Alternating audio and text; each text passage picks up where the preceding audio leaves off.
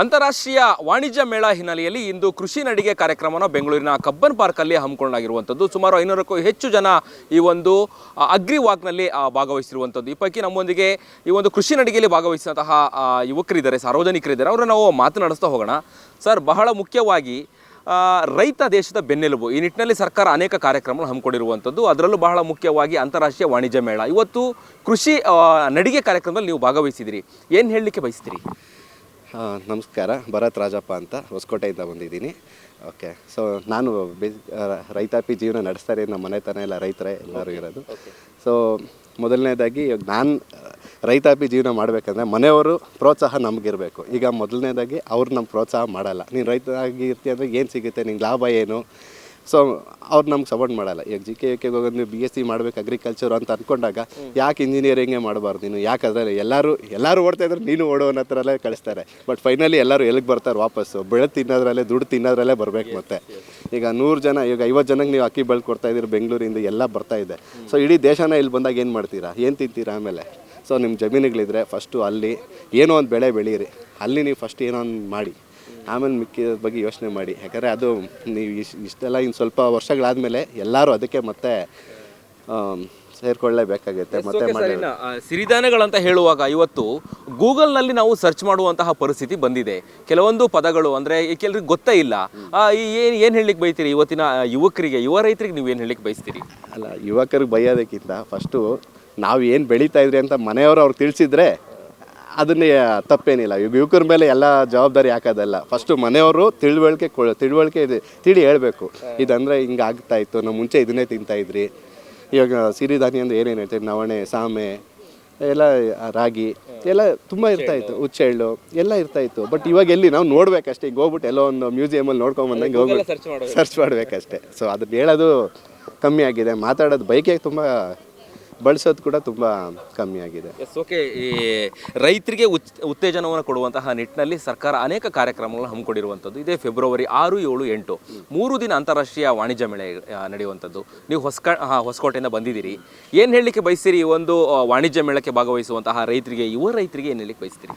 ಅದರಲ್ಲಿ ಭಾಗವಹಿಸ್ಬೇಕು ಅಂತ ಯಾಕಂದರೆ ಈಗ ನೀವು ಹೇಳ್ತಾ ಇರೋದ್ರಿಂದ ಗೊತ್ತಾಯಿತು, ನಮ್ಗೆ ಹೆಂಗೆ ಗೊತ್ತಾಗ್ತಾ ಇದೆ ಅದು. ಇಲ್ಲ ಅಂದರೆ ಇವಾಗ ನೀವು ನಮ್ಗೆ ಹೇಳಿದ್ದಕ್ಕೆ ತಿಳಿಸಿದ್ದಕ್ಕೆ ನಮ್ಗೆ ಗೊತ್ತಾಯಿತು. ಹಿಂಗೆ ಈ ಥರದಿಂದ 5, 6, 7 ನಮ್ಮ ಜಿಕೆ 6, 7, 8. ಸೊ ಎಲ್ಲರೂ ಭಾಗವಹಿಸಿ ತಿಳ್ಕೊಳ್ಳಿ ಏನು ಮಾಡಬೇಕಂತ.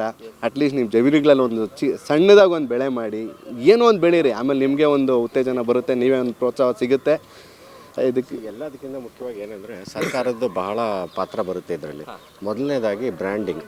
ಇವಾಗ ಯಾವುದೇ ಒಂದು ಕಂಪ್ನಿ ತೊಗೊಳ್ಳಿ, ಬ್ರ್ಯಾಂಡಿಂಗ್ ಮಾಡೋದಕ್ಕೆ ಹೇಗೆ ಜನಕ್ಕೆ ಇದು ಮಾಡ್ತಾರೋ ಆ ಥರ ಬ್ರ್ಯಾಂಡಿಂಗ್ ಮಾಡಿ. ಒಂದು ಏನೋ ಅವ್ರದ್ದು ಒಂದು ಪಾರ್ಟಿದು ಏನೋ ಒಂದು ಇದಾದರೆ ಹೇಗೆ ಫ್ಲೆಕ್ಸಿಬಲ್ ಕಟ್ತಾರೆ, ಆ ಥರ ಈ ಕೃಷಿ ಮೇಳ ಈ ಥರದ್ದೆಲ್ಲ ಆದಾಗ ಸ್ವಲ್ಪ ಆಲ್ ಓವರ್ ದಿ ಬ್ಯಾಂಗ್ಳೂರು ಇರ್ಬೋದು, ಬೇರೆ ಬೇರೆ ರಾಜ್ಯಗಳಲ್ಲಿ, ಡಿಸ್ಟ್ರಿಕ್ಟ್ಗಳಿರ್ಬೋದು, ಬ್ರ್ಯಾಂಡಿಂಗ್ ಮಾಡಿ ಜನಗಳಿಗೆ ಮಾಹಿತಿ ತಿಳಿಸ್ಬೇಕು. ಅದು ಆವಾಗ ಜನ ಬರ್ತಾರೆ. ಇವಾಗ 1000 ಜನ ಬರೋ ಜಾಗ ಆವಾಗ ಅಟ್ಲೀಸ್ಟ್ ನೋಡಿ ಒಂದು 200-300 ಜನ ಆದರೂ ಭಾಗವಹಿಸ್ತಾರೆ. ಸೊ ನೀವೆಷ್ಟು ಜಾಸ್ತಿ ಜನಕ್ಕೆ ಸ್ಪ್ರೆಡ್ ಮಾಡ್ತೀರ ಮೆಸೇಜು, ಅಷ್ಟೇ ಜಾಸ್ತಿ ಆಗುತ್ತೆ.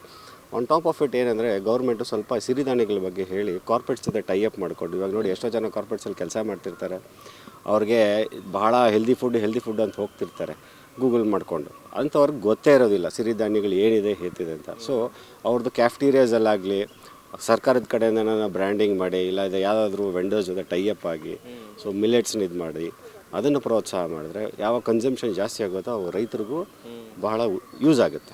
ಓಕೆ ಸರ್, ಇನ್ನು ಆಧುನಿಕ ಯುಗದಲ್ಲಿ ಕೃಷಿ ಎಷ್ಟು ಇಂಪ್ಯಾಕ್ಟ್ ಆಗುತ್ತೆ ಆ ದೇಶ ಮತ್ತು ರಾಜ್ಯ ಅಂತ ಹೇಳಿ ಬಂದರೆ ಅನ್ನುವಂಥದ್ದು? ಆಧುನಿಕ ಯುಗದಲ್ಲಿ ಮೇಯ್ನಾಗಿ ಹೇಳಬೇಕಂದ್ರೆ ನೀರಾವರಿ ಭಾಳ ಮುಖ್ಯ. ನೀರಾವರಿ ಇವತ್ತು ಎಲ್ಲಿದೆ? ಕೆರೆಗಳನ್ನ ಜನ ಮೊರಲ್ ತೆಗೆದು ಹಾಳು ಮಾಡ್ತಿದ್ದಾರೆ, ನದಿಗಳನ್ನ, ಕೆರೆಗಳು ಬಿಲ್ಡರ್ಸ್ಗಳೆಲ್ಲ ಮುಚ್ಚಿ ಕೆರೆ ನಾಶ ಮಾಡ್ತಿದ್ದಾರೆ, ಅಂತರ್ಜಲ ಹಾಳಾಗೋಗ್ತಿದೆ. ಸೊ ಇದು ಭಾಳ ಮುಖ್ಯ ಇದೆ. ಇವಾಗ ನನ್ನ ಜಮೀನಿದೆ, ನಾನು ರೈತ ಆಗಬೇಕು ಅಂತಂದರೆ ನಾನು ಫಸ್ಟಿಗೆ ಬರೋದು ಯೋಚನೆ ಏನು, ನೀರಿದೆಯಾ ನನ್ನಲ್ಲಿ, ನನ್ನ ಜಮೀನಲ್ಲಿ ನೀರಿದೆಯಾ ಅಂತ. ಸೊ ಅದು ಮಾಡಿಕೊಡೋದು ಯಾರು? ಸರ್ಕಾರದ್ದು ಒಂದು ಸ್ವಲ್ಪ ಪ್ರೋತ್ಸಾಹ ಬೇಕು. ಕೆರೆಗಳನ್ನ ಅಭಿವೃದ್ಧಿ ಮಾಡಿ, ದಯವಿಟ್ಟು ನದಿಗಳನ್ನ ಅಭಿವೃದ್ಧಿ ಮಾಡಿ. ಸೊ ಇದಿದ್ರೆ ನೀರು ಸಿಕ್ಕಿದ್ರೆ ಎಲ್ಲ ಸಿಕ್ತಂಗೆ. ಓಕೆ, ನಿಮಗೆ ಇಷ್ಟವಾದಂತಹ ಕೃಷಿ ಯಾವುದು ಸರ್? ಇಷ್ಟವಾದಂಥ ಕೃಷಿ ಹಳವಿದೆ, ಹೊಟ್ಟೆಗೆ ಏನು ಬೇಕೋ ಅದು ಫಸ್ಟು ಮೇಯ್ನು, ಅಕ್ಕಿ, ರಾಗಿ, ತೆಂಗು. ಓಕೆ ಸರ್, ನಿಮಗೆ ಯಾವ ಕೃಷಿ ತುಂಬ ಇಷ್ಟಪಡ್ತೀರಿ ನೀವು? ನನಗೆ ರಾಗಿ, ಭತ್ತ, ನನಗೆ ಇದಕ್ಕೆ ಅದರಿಂದಾಗಿ ಈಗ ನೀರಿಲ್ಲ. ಇಲ್ಲಾಂದರೆ ನಾವು 2012ವರೆಗೂ ನಾವು ರಾಗಿ ಭತ್ತನೇ ಜಾಸ್ತಿ. ಅದಾದಮೇಲಿಂದ ಹೂವು ಅದು ಇದು ಬೆಳ್ಕೊಂಡಿದ್ದೀರಿ. ಇವತ್ತೆಲ್ಲ ನಾಳೆ ಮಂಡ್ಯ ಮೈಸೂರಿಗೆ ಹೋಗಬೇಕು ಅನ್ನೋದು, ಜಮೀನು ತೆಗೆದ್ರೆ ನಾನು ಅಲ್ಲೇ ತೆಗಿಬೇಕು ಅಂತ ನನಗೆ. ಯಾಕಂದರೆ ಅಲ್ಲಿ ಸರ್ ಎಲ್ಲಿ ಈಗ ಒಂದು ಆಳು ಸಿಗಲ್ಲ. ಈಗ ಬೆಂಗಳೂರು ಹತ್ರ ಹೊಸಕೋಟೆ ಹತ್ರ ನಿಮ್ಗೆ ಆಳೇ ಸಿಗಲ್ಲ. ಎಲ್ಲೋ ಹುಡ್ಕೊಂಡು ತುಂಬ ಹುಡ್ಕೊಂಡು ಹೋಗ್ತಾ ಇರಬೇಕು. ಅಟ್ಲೀಸ್ಟ್ ಅಲ್ಲನ ಹೋಗಿ ಎಲ್ಲರೂ ಸೇರಿ ಮಾಡ್ತಾ ಇರ್ತಾರೋ ನಾವು ಅಲ್ಲೇ ನಾವು ಒಂದು ರೈತಾಪಿ ಜೀವನ ನಡ್ಸೋಕ್ಕಾಗೋದು. ಇಲ್ಲೆಲ್ಲೋ ಇದೆ ಹೊಸಕೋಟೆ, ಈಗ ಬೆಂಗಳೂರು ಆಚೆ ಹೋಗ್ತಿರೋ ಜಮೀನಿದೆ, ಎಲ್ಲ ಬಿಲ್ಡರ್ಗಳದೇ ಅವಳಿ ಇದೆ. ಬಿಲ್ಡರ್ಗಳೇ ಏನಂತಾರೆ ಪ್ರತಿಯೊಬ್ಬರು ದುಡ್ಡು ದುಡ್ಡು ದುಡ್ಡು ಅನ್ನೋದು ಹಿಂದೆ ಬೀಳ್ತಾ ಇದ್ದಾರೆ ಅಷ್ಟೇ.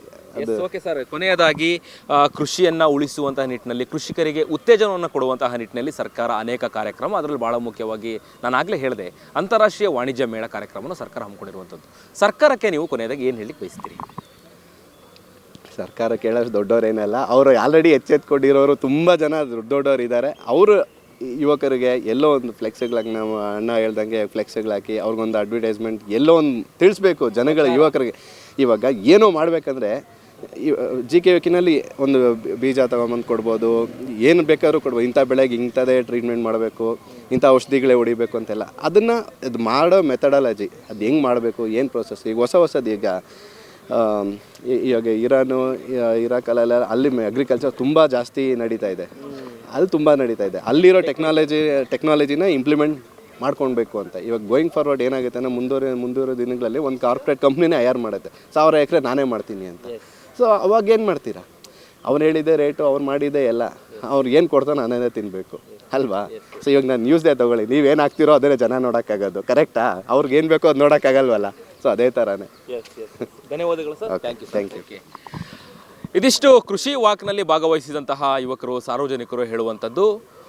ಫೆಬ್ರವರಿ 6, 7, 8 3 ದಿನ ನಡೆಯುವಂತಹ ಅಂತಾರಾಷ್ಟ್ರೀಯ ವಾಣಿಜ್ಯ ಮೇಳ ಕಾರ್ಯಕ್ರಮಕ್ಕೆ ಎಲ್ಲರೂ ಕೂಡ ಭಾಗವಹಿಸಬೇಕು. ಬಹಳ ಮುಖ್ಯವಾಗಿ ಯುವ ರೈತರಿಗೆ ಇದೊಂದು ಉತ್ತೇಜನ ನೀಡುವಂತಹ ಕಾರ್ಯಕ್ರಮ ಅನ್ನುವಂತಹ ಮಾಹಿತಿಯನ್ನು ಕೂಡ ಹೇಳುವಂಥದ್ದು. ಸರ್ಕಾರಕ್ಕೆ ಧನ್ಯವಾದವನ್ನು ಕೂಡ ತಿಳಿಸಿರುವಂಥದ್ದು. ಕ್ಯಾಮ್ರಾ ಪರ್ಸನ್ ಕೀರ್ತನ್ ಜೊತೆ ಅಭಿಜಿತ್ ಗಣೇಶ್, ಕರ್ನಾಟಕ ಟಿವಿ, ಬೆಂಗಳೂರು.